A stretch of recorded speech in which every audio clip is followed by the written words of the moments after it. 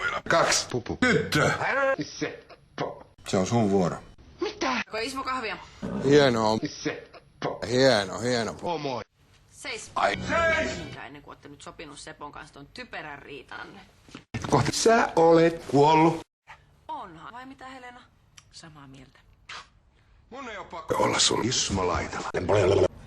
Nyt tähän niin, pojat, että te ootte veikkauspöydän ritarit. Ai vielä ritareita? No niin, mä ainakin luulin. Taidattekin olla vaan 2 vanhaa körmöä, joka mieluummin menettää ystävän, kun suostuukin sovintoon. Okei, mä teen tän teille nyt tosi helpoksi. Mä lasken kohta 3. Ja siihen mennessä te nostatte peukun pystyyn, jos oot vielä sitä mieltä, että haluatte, että teidän ystävyys jatkuu. Okei? 1, 2, 3, hep! Noin! Noniin. Veikkauspöydän ritareiden ystävyys siis jatkuu. Nyt voitte mun puolella vaikka mököttää toisilleen loppuviikon, jos haluatte. Tosi hienoa. Nyt kun vielä saatais sitten toi Seppo ja Karikin sopimaan riitansa. No se ei varmasti ole niin helppoa, kun Kari on vielä suurempi. Kari! Ismo ja minä yhdessä. No niin, mä tiedän. Sen takia varmaan kukaan ei siinä mitään polttareita järjestäkään. Ei vai? Se yritti esittää, että sitä ei haittaa, mutta kyllä mä näin, että sitä harmitti.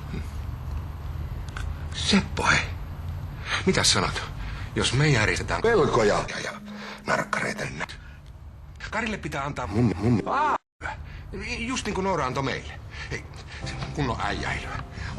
Olutta, makkara, sauna ja sitten strutsi.